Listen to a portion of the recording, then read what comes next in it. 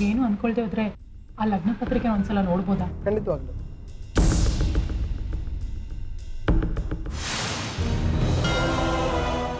Aunty, ಇದು ಆರ್ಯ ಮತ್ತೆ ಸ್ವಾತಿ ಮದುವೆ ಇನ್ವಿಟೇಷನ್ನು. ಇವರು ಡಿವೋರ್ಸ್ಗೆ ಒಪ್ಕೊಂಡಿದ್ದಕ್ಕೆ ಜೀವನಾವಶಾಂತ ಆರ್ತಿ ಅವರಿಗೆ 50,000 ರೂಪಾಯಿ ಪ್ರತಿ ತಿಂಗಳು ಕೊಡೋದಕ್ಕೆ ಒಪ್ಕೊಂಡಿದ್ದಾರೆ. ಇಲ್ಲ ಸರ್, ನಾನು ಇದಕ್ಕೆ ಸೈನ್ ಮಾಡಲ್ಲ. ಯಾಕೆ ಮಾಡಲ್ವಂತೆ? Divorce ಕೊಡಲ್ವಂತೆ sir.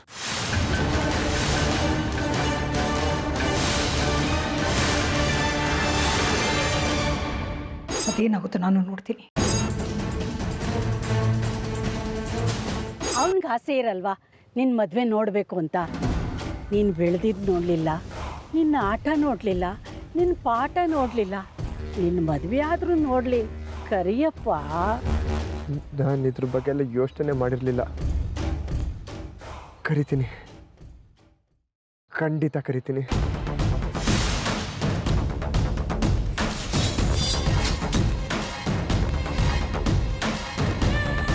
ಕರಿಯಪ್ಪ ಕರಿ.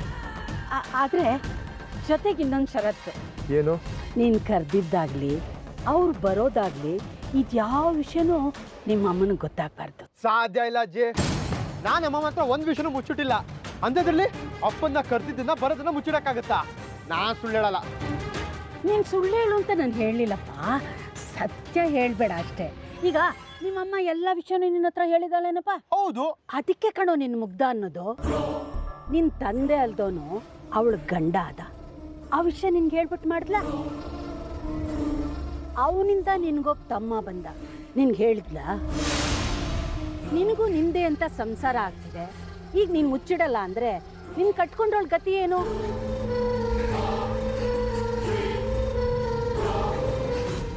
ಆಯ್ತಪ್ಪ, ಈಗ ನೀನು ಹೇಳಿದೆ ಅಂತ ಇಟ್ಕೋ. ಏನಾಗುತ್ತೆ? ಆರ್ತಿ ಮದುವೆಗೆ ಬರೋದಿಲ್ಲ ಅಂತ ಹೇಳ್ಬೋದು, ಅಥವಾ ನಿನಗೆ ತಂದೆ ಬೇಕೋ ತಾಯಿ ಬೇಕೋ ಆರಿಸ್ಕೋ ಅಂತ ಹೇಳ್ಬೋದು. ಹಾಗೇನು ಮಾಡ್ತೀಯ ನೀನು? 1000 ಸುಳ್ಳು ಹೇಳಿ ಮದುವೆನೇ ನಡೆಯುತ್ತೆ. ಇಷ್ಟಕ್ಕೂ ನೀನು ಸುಳ್ಳು ಹೇಳ್ತಾನೆ ಇಲ್ಲ ಕಣ. ಆಯ್ತು, ಅಮ್ಮನಿಗೆ ಹೇಳಲ್ಲ. ಹಾಗಂತ ಪ್ರಮಾಣ ಮಾಡೋ. ಅಂತ ಆಸೆ ಕನಸುಗಳನ್ನ ನೀನು ಕಟ್ಕೊಂಡಿದ್ರೆ ಅದನ್ನ ಇಲ್ಲಿಗೆ ಬಿಟ್ಬಿಡು. ನನಗೆ ಸೂರ್ಯರು ಬಿಟ್ಟು ಬೇರೆ ಯಾರು ಬೇಡ. ನನ್ನ ಜೀವನನ ಹಾಳು ಮಾಡಿದ್ದು ಪಾಪಿ ಅವನು. ಅವನಿಗೆ ಡಿವೋರ್ಸ್ ಕೊಟ್ಟು ನಾನು ಸೂರ್ಯವ್ರ ಜೊತೆ ಮದುವೆ ಆಗಿದ್ದು.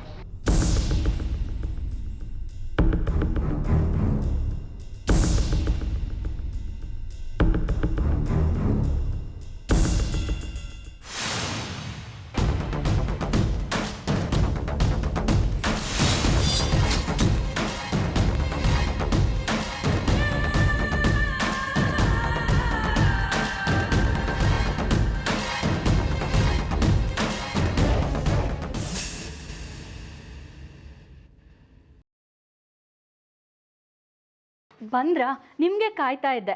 ಅಮ್ಮ ಹೇಳಿದ್ರು ಮದ್ವೆಗೆ ಯಾರ್ಯಾರು ಬರ್ತಾರೋ ಅವ್ರದ್ದೆಲ್ಲ ಹೆಸರು ಲಿಸ್ಟ್ ಮಾಡಿಬಿಡು ಅಂತ. ನೀವು ಯಾರ್ಯಾರು ಅಂತ ಹೇಳಿದ್ರೆ ಬರ್ಕೋತೀನಿ. ಈಗ ಯಾಕದಿಲ್ಲ? ಅಯ್ಯೋ ಯಾಕೆ ಅಂದರೆ ಮದುವೆ ಗಡಿಬಿಡಿನಲ್ಲಿ ಯಾರನ್ನಾದ್ರೂ ಮರ್ತ್ಬಿಟ್ರೆ ತಪ್ಪಾಗುತ್ತಲ್ವಾ, ಅದಕ್ಕೇನೆ ಹೇಳಿ. ಅಮ್ಮಂಗೆ ಕೇಳು, ಬಂಧು ಬೆಳಗಲ್ಲ ಅವ್ರಿಗೆ ಗೊತ್ತಿರುತ್ತೆ.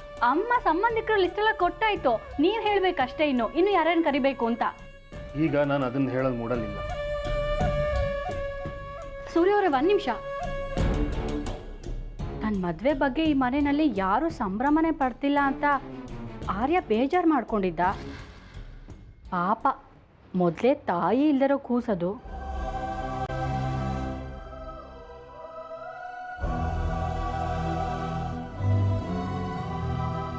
ಏನು ಲಿಸ್ಟ್ ಮಾಡಿದ್ಯಾ? ನಾನು ಮಿನಿಸ್ಟರ್ಸು, ಸೆಕ್ರೆಟರೀಸು ಅವ್ರದ್ದೆಲ್ಲ ಹೆಸರು ಬರೆದಿದ್ದೀನಿ. ಬೇರೆ ಯಾರಾದರೂ ಅವ್ರನ್ನೆಲ್ಲ ನಾನೇ ಖುದ್ದಾಗಿ ಹೋಗಿ ಇನ್ವೈಟ್ ಮಾಡ್ತೀನಿ. ಹಬ್ಬ, ಒಟ್ಟಲ್ಲಿ ನಮ್ಮ ಆರಿನ ಮದುವೆಗೆ ಬರೀ VIPಸೇ ಬರ್ತಾರೆ ಅಂತಾಯ್ತು. ಆದರೆ ಆದಿತ್ಯನ ಮದುವೆಗೆ ಬರೀ 3 ಮತ್ತೊಂದು ಜನ ಅನ್ಸುತ್ತೆ.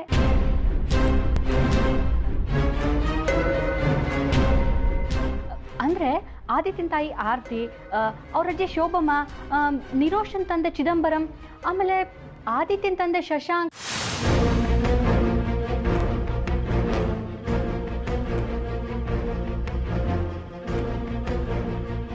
ಆರ್ತಿ ಅವರು ಶಶಾಂಕ್ನ ಕರೆಯೋದಕ್ಕೆ ಸಾಧ್ಯನೇ ಇಲ್ಲ. ಅಯ್ಯೋ, ನಿರೋಷನೇ ಹೇಳಿದ್ದು. ಫೋನ್ ಮಾಡಿದ್ಲು. ಅದನ್ನ ಹೇಳಕ್ಕೆ ಫೋನ್ ಮಾಡಿದ್ಲು ಅಂತ ಅನ್ಸುತ್ತೆ. ಆರ್ತಿ ಅವರು ಇನ್ವಿಟೇಷನಲ್ಲಿ ಹೆಸರು ಹಾಕ್ಸಿರೋದು ಮಾತ್ರ ಅಲ್ಲ, ಖುದ್ದಾಗಿ ಶಶಾಂಕ್ ಅವ್ರಿಗೆ ಅವರೇ ಫೋನ್ ಮಾಡಿ ಮದ್ವೆಗೆ ಬನ್ನಿ ಅಂತ ಕರೆದಿದ್ದಾರಂತೆ. ದುಬೈಯಲ್ಲೇ ಶಶಾಂಕ್ ಅವರು ಪೂರ್ತಿ ಶಾಪಿಂಗ್ನ ಮುಗಿಸ್ಕೊಂಡು ಬರ್ತಿದಾರಂತೆ. ನಿಮಗಿಲ್ಲಿ ಆರ್ಯನ್ ಮದುವೆಗಿಂತ ಡಿವೋರ್ಸೇ ಹೆಚ್ಚಾಗಿದೆ, ಆದರೆ ಆರ್ತಿ ಅವ್ರಿಗೆ ಆದಿತ್ಯನ ಮದುವೆಗಿಂತ ಶಶಾಂಕ್ ಅವ್ರು ಬರೋದೇ ಸಂಭ್ರಮ ಆಗಿದೆ.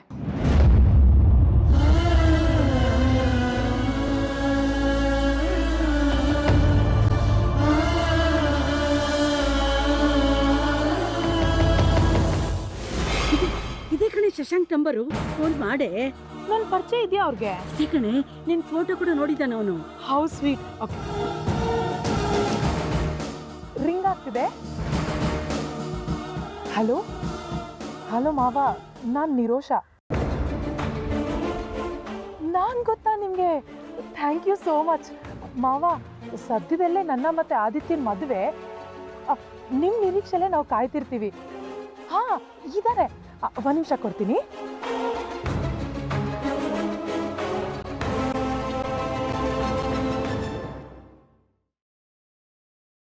ಹಲೋ ಅಪ್ಪ,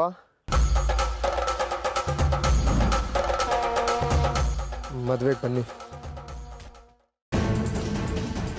ಆ ಫೋಟೋ ಮನೆ ನೀರು ಕುಡ್ದು ಅಮ್ಮ ನನ್ನ ಮಾತು ಬಾಯ್ ಮಾತಲ್ಲಿ ಹೇಳಿದ್ರೆ ಕೇಳಲ್ಲಲ್ವಾ ನೀನು? ನಡ್ಗೆ ಒಂದು ಕಡೆ.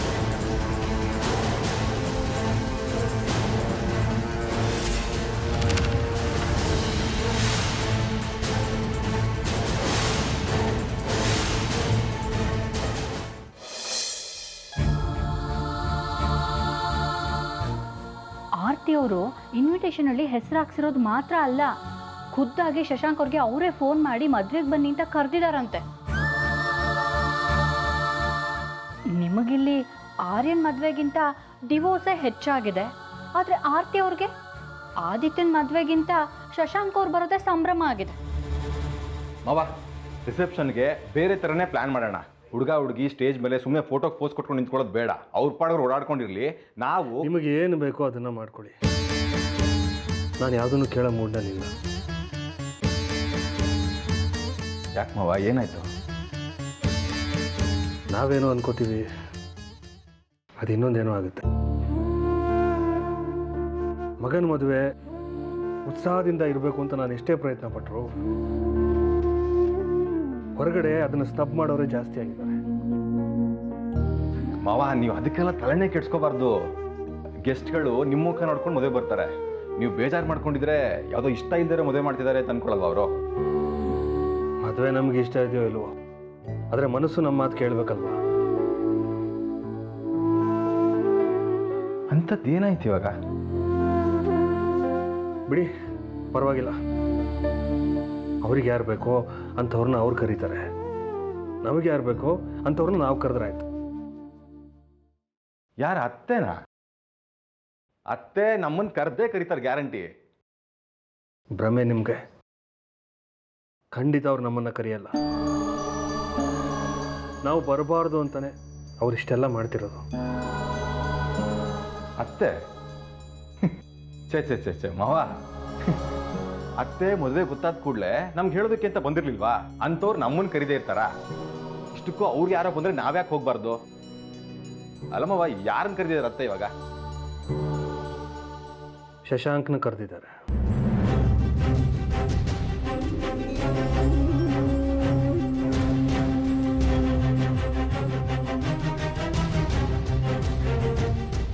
ಹೌದು ರಂಜಿತ್,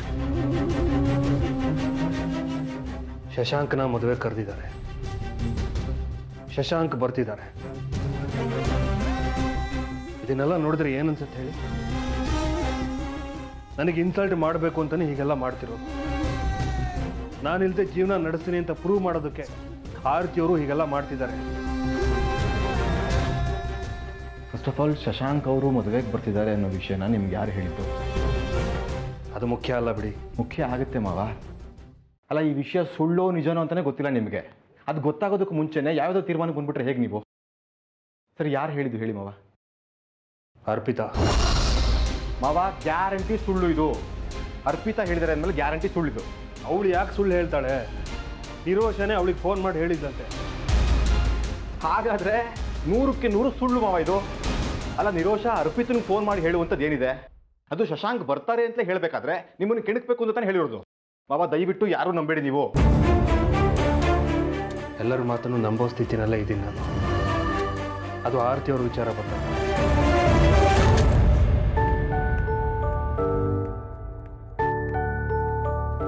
ತಪ್ಪು ಮಾವ. ಅತ್ತೆ ಬಗ್ಗೆ ನಿಮ್ಗೆ ಅಸಮಾಧಾನ ಇದೆ ಅಂತ ಅತ್ತೆ ಬಗ್ಗೆ ಯಾರು ಏನು ಹೇಳಿದ್ರು ನಂಬಾರ್ದು ಅದನ್ನು ನೀವು. ಅದರಿಂದ ನಿಮಗೆ ಅತ್ತೆ ಮೇಲಿರೋ ಅಸಮಾಧಾನ, ಸಿಟ್ಟು, ದ್ವೇಷ ಎಲ್ಲ ಜಾಸ್ತಿ ಆಗ್ತಾ ಹೋಗುತ್ತೆ. ಅದೆಲ್ಲ ಜಾಸ್ತಿ ಆಗಲಿ ಅಂತಾನೆ ಇವ್ರುಗಳು ಇದನ್ನೆಲ್ಲ ಮಾಡ್ತಿರೋದು, ಸುಳ್ಳು ಮೇಲೆ ಸುಳ್ಳು ಪೋಣಿಸ್ತಾ ಇರೋದು. ಯಾವುದು ಸರಿನೋ ಯಾವುದು ತಪ್ಪೋ ಅದು ನನಗೆ ಲೆಕ್ಕಕ್ಕಿಲ್ಲ. ಆದರೆ ಆದಿ ಮದುವೆಗೆ ಶಶಾಂಕ್ನ ಕರೆಸ್ತಿದ್ದಾರೆ ಅನ್ನೋ ಸುದ್ದಿ ನನಗೆ ಹಿಂಸೆ ಕೊಡ್ತಿದೆ. ಶಶಾಂಕ್ ಮೇಲೆ ನನಗೆ ಸಿಟ್ಟಿಲ್ಲ, ಆದರೆ ಅವನ್ನ ಕರ್ಸ್ಕೋಬೇಕು ಅನ್ನೋ ಉದ್ದೇಶ ನನಗೆ ಅವಮಾನ ಮಾಡಬೇಕು ಅಂತಿರೋದು. ಅದು ನನಗೆ ಹಿಂಸೆ ಕೊಡ್ತಿದೆ. ನೀವು ಹಿಂಸೆ ಪಡ್ಕೊತಿರೋದನ್ನ ನೋಡೋಕ್ಕಾಗ್ತಿಲ್ಲ ಮಾವ ನನ್ನ ಕೈಲಿ. ಅಲ್ಲದೆ ಅತ್ತೆ ಬಗ್ಗೆ ಸುಮ್ಮನೆ ಅಸಮಾಧಾನ ಜಾಸ್ತಿ ಮಾಡ್ಕೋತಿರೋದನ್ನು ಸಹಿಸ್ಕೊಳಕ್ಕಾಗ್ತಿಲ್ಲ ನನಗೆ.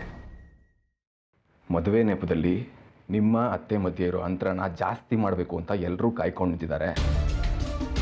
ನಂಗೊಂದು ಅರ್ಧ ಗಂಟೆ ಟೈಮ್ ಕೊಡಿ ಮಾವ, ಇದೆಲ್ಲ ಸುಳ್ಳು ಅಂತ ಪ್ರೂವ್ ಮಾಡ್ತೀನಿ ನಾನು.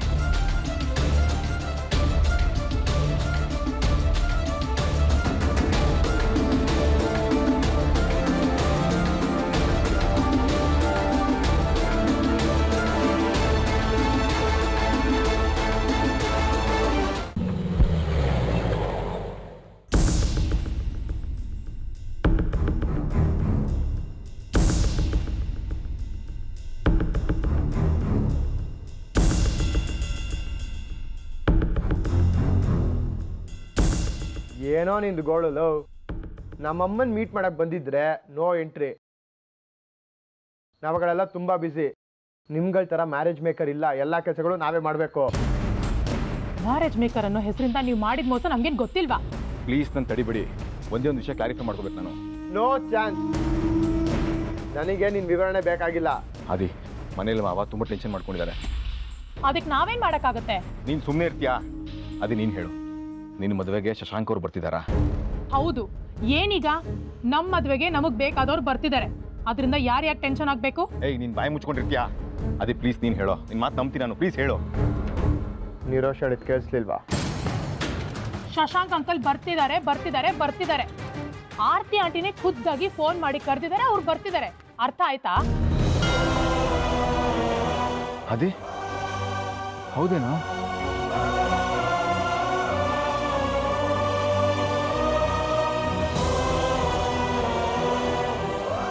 ನೀನು ಮದ್ವೆನ ತಂದೆ ತಾಯಿ ಬಿಟ್ಟು ಆಗಬಹುದು, ಆದ್ರೆ ಆದಿ ಮದ್ವೆಲಿ ತಂದೆ ತಾಯಿ ಇಬ್ರು ಇರ್ಬೇಕು ಅಂತ ಅನ್ಕೊಂಡಿದ್ವಿ, ಅದೇ ಪ್ರಕಾರ ನಡೀತಿದೆ.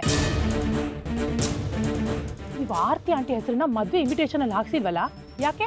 ಆರ್ಯನ್ಗೆ ಅವ್ರ ತಾಯಿ ಅಲ್ವಾ? ಅಟ್ಲೀಸ್ಟ್ ಸುಖಾಗಮನ ಬಯಸುವವರು ಅದ್ರಲ್ಲಾದ್ರೂ ಹಾಕಿಸ್ಬೋದಿತ್ತಲ್ವಾ? ಆದ್ರೆ ಆದಿ ಆಗಲ್ಲ, ಅವನ್ಗೆ ಅಪ್ಪ ಅಮ್ಮ ಇಬ್ರು ಮುಖ್ಯ. ಅದಕ್ಕೆ ಆರ್ತಿ ಆಂಟಿನೇ ಫೋನ್ ಮಾಡಿ ಕರೆದಿದ್ದಾರೆ, ಅವ್ರು ಬರ್ತಿದ್ದಾರೆ ಅಷ್ಟೇ. ಅದೇ ನಿಜನೇನೋ ಹೇಳೋ? ಹೌದು, ಬರ್ತಿದ್ದಾರೆ.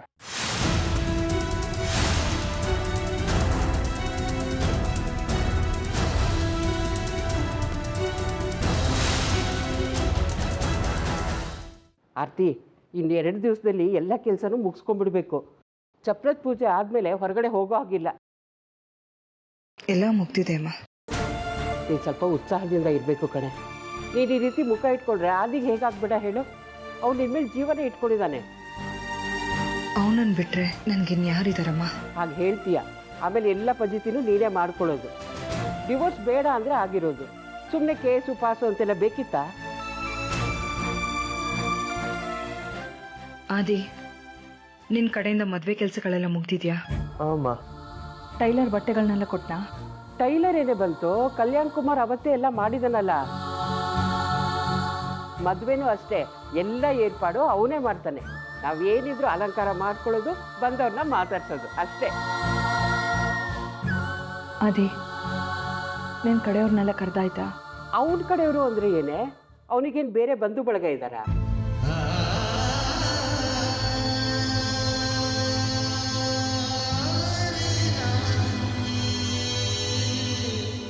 ಅದು ಹಾಗಲ್ಲಮ್ಮ, ಅವನ ಫ್ರೆಂಡ್ಸು ಅವ್ರ ಮನೆಯವರೆಲ್ಲ ಇರ್ತಾರಲ್ಲ ಅದಕ್ಕೆ. ಏ ಆದಿ, ಬೇಕಾದರೆ ಹೇಳು, ನಾನು ಬಂದು ಕರಿತೀನಿ. ಇಲ್ಲಮ್ಮ, ಎಲ್ಲರನ್ನೂ ನಾನೇ ಕರೆದಿದ್ದೀನಿ. ಯಾರ್ಯಾರನ್ನೆಲ್ಲ ಕರೆದಿದ್ಯಾ?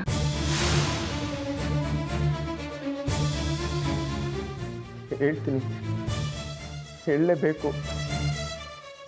ಅದು ಯಾರನ್ನ ಕರೆದಿದ್ದೀನಿ ಅಂದರೆ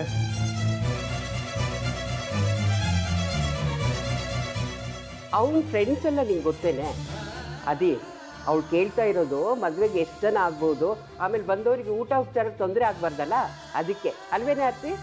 ಹೌದಮ್ಮ, ಕರೆಯೋದು ಹೆಚ್ಚಲ್ಲ ಕಣೋ, ಬಂದವ್ರನ್ನ ನಾವು ಚೆನ್ನಾಗಿ ನೋಡ್ಕೋಬೇಕು. ಅಮ್ಮ, ಅದು ಯಾಕೋ ಮೀನಾ ವಿಷಯ ಎಣಿಸ್ತಾ ಇದೆಯಾ? ಏನಾಯಿತು? ಮದುವೆಗೆ ಅಪ್ಪನ ಕರೆದಿರೋದು ಅಮ್ಮನಿಗೆ ಹೇಳಲೇಬೇಕು. ಅಮ್ಮ ಅಪ್ಪನ ಮದುವೆಯಲ್ಲಿ ನೋಡಿ ಶಾಕ್ ಆಗೋದು ಬೇಡ. ಅದೇ ಏನು ಯೋಚಿಸ್ತಾ ಇದೆಯಾ? ಹೇಳು. ಅಮ್ಮ, ನಿನಗೆ ಹೇಳ್ದೆ ಒಂದು ತಪ್ಪು ಕೆಲಸ ಮಾಡಿದ್ದೀನಿ. ಅತ್ತೆ, ಮದುವೆಗೆ ನಂಗೋಸ್ಕರ ಒಂದು ಸೀಕ್ರೆಟ್ ಗಿಫ್ಟ್ ತಗೊಂಡಿದ್ದಾನಂತೆ. ನಿಮಗೆ ಹೇಳ್ದೆ ಮಾಡಿರೋ ಮೊದಲನೇ ಕೆಲಸ ಅಂತ ಗಿಲ್ಟ್ ಅವನಿಗೆ, ಅಲ್ವೇನೋ ಆದಿ? ಇನ್ಮೇಲೆ ಇಂಥದ್ದು 100 ಸೀಕ್ರೆಟ್ಗಳು ಶುರು ಆಗುತ್ತೆ. ಅದನ್ನೆಲ್ಲ ನೀನು ಹೇಳಬೇಕಾಗಿಲ್ಲ. ಅದಿ, ಮದುವೆ ಆದಮೇಲೆ ನಿರೋಷ ಏನು ನಿನ್ನನ್ನು ನುಂಗ್ ಹಾಕ್ಬಿಡಲ್ಲ, ನಾವೆಲ್ಲರೂ ಜೊತೆಲಿರ್ತೀವಿ. ಹಾಂ, ಮದುವೆ ಹತ್ರ ಬರ್ತಾ ಇದೆಯಲ್ಲ, ಅದಕ್ಕೆ ಅವ್ರಿಗೆ ಭಯ ಆಗಿದೆ ಅಲ್ಲನೋ? ಅಮ್ಮ, ಮದುವೆ ಸೀರೆಗಳನ್ನ ಪ್ಯಾಕ್ ಮಾಡ್ಕೊಂಬಿಡೋಣ.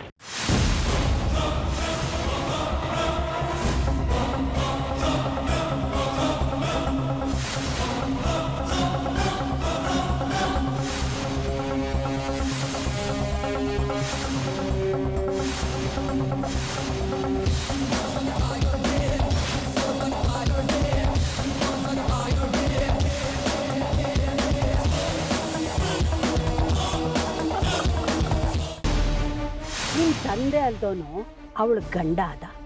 ಆ ವಿಷಯ ನಿನ್ಗೆ ಹೇಳ್ಬಿಟ್ಟು ಮಾಡಿದ್ಲ. ನಿನಗೂ ನಿಂದೆ ಅಂತ ಸಂಸಾರ ಆಗ್ತಿದೆ. ಈಗ ನೀನು ಮುಚ್ಚಿಡಲ್ಲ ಅಂದರೆ ನಿನ್ನ ಕಟ್ಕೊಂಡ್ರವಳ ಗತಿ ಏನು? ಆ ಫೋಟೋ ಮನೇಲಿ ಇರ್ಕೊಡ್ದು. ನನ್ನ ಮಾತು ಬಾಯ್ ಮಾತಲ್ಲಿ ಹೇಳಿದ್ರೆ ಕೇಳಲ್ಲಲ್ವಾ ನೀನು? ನಡ್ಗೆ ಈ ಕಡೆ.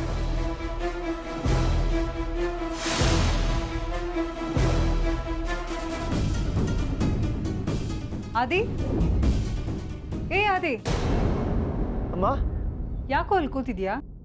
ನಿರೋಷ ಇಲ್ಲಿ? ಇಲ್ಲೇ ಶಾಪಿಂಗ್ ಹೋಗಿದ್ದಾಳೆ. ನೀನು ಅವಳ ಜೊತೆ ಹೋಗ್ಬೇಕಿತ್ತು. ಯಾಕೆ ಬೇಜಾರಲ್ಲಿ ಕೂತಿದ್ಯಾ? ಏನಿಲ್ಲ ಅಮ್ಮ, ಹೀಗೆ ಯೋಚನೆ ಮಾಡ್ತಿದ್ದೆ ಅಷ್ಟೇ. ಏನು ಯೋಚನೆ ಮಾಡ್ತಾ ಇದ್ದೆ? ಏನಿಲ್ಲ ಬಿಡಮ್ಮ. ಏನಂತ ಯೋಚನೆ? ನನಗೆ ಹೇಳ್ದಿರೋ ಅಂಥದ್ದು? ಸುಮ್ಮನೆ ಹೇಳ್ದೆ ಅಷ್ಟೇ, ಅಂತ ಏನೂ ಇಲ್ಲ. ನಿನ್ನೆಯಿಂದ ಗಮನಿಸ್ತಾ ಇದ್ದೀನಿ. ಯಾಕೆ ಒಂಥರ ಇದೆಯಾ? ಏನಾಯ್ತಪ್ಪ? ಹೇಳಿದ್ನಲ್ಲಮ್ಮ, ಏನೂ ಇಲ್ಲ.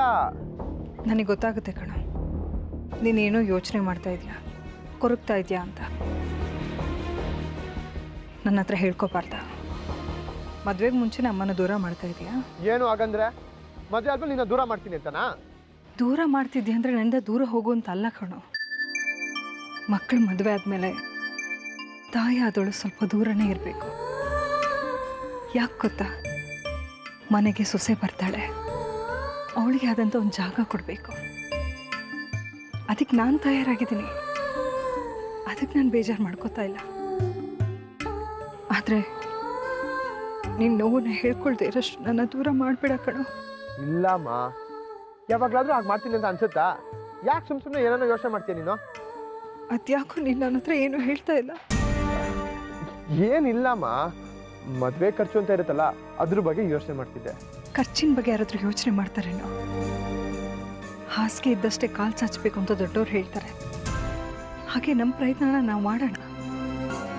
ನನಗೇನು ಮುಖ್ಯ ಗೊತ್ತಾ? ನನ್ನ ಮಗ ನನ್ನ ಸೊಸೆಯಾಗಿ ಬರೋಳು, ಇವರಿಬ್ಬರು ಸಂತೋಷವಾಗಿ ನನ್ನ ಜೊತೆಲೇ ಇರಬೇಕು ಅನ್ನೋದು ಆಸೆ ಅಷ್ಟೆ. ಇಷ್ಟಕ್ಕೆಲ್ಲ ಯೋಚನೆ ಮಾಡ್ತಾರೆ ಯಾರಾದರೂ? ದುಡ್ಡು ಹೇಗೋ ಹೊಂದುತ್ತೆ, ಆ ದೇವ್ರ ದಾರಿ ತೋರಿಸ್ತಾನೆ ಬಿಡು. ನೀನು ಯಾಕೆ ಕೊರಗ್ತೀಯ? ನೀನು ಮದುಮಗ ಕಣೋ, ಕಳ್ಕಳಿ ಆಗಿರಬೇಕು. ಅದನ್ನು ಬಿಟ್ಬಿಟ್ಟು ಹೀಗೆಲ್ಲ ಕೊರಗ್ತಾ ಇದೆಯಲ್ಲ. ಬಾ. ನಾ ಕೊರಗ್ತಾ ಇದೀನಿ ಅಂತ ಯಾರು ಹೇಳಿದ್ದು? ಕನ್ಸ್ ಕಾಣ್ತಾ ಇದೀನಿ ಅನ್ಕೋ. ನಿನ್ನ ಕನಸನ್ನು ಶಾಪಿಂಗ್ ಕಳಿಸಿ ನೀನು ಇಲ್ಲಿ ಕೂತ್ಕೊಂಡು ಕನ್ಸು ಕಾಣ್ತಾ ಇದೀಯಾ? ಅದೇ ಬೇಕಾದವ್ರನ್ನೆಲ್ಲ ಕರೆದಿದ್ಯಲ್ವಾ, ಅದೊಂದು ದೊಡ್ಡ ಕೆಲಸ, ಬೇಗ ಮುಗಿಸ್ಕೊಬಿಡು. ಹಾಂ, ಕರೆದಿದ್ದೀನಮ್ಮ.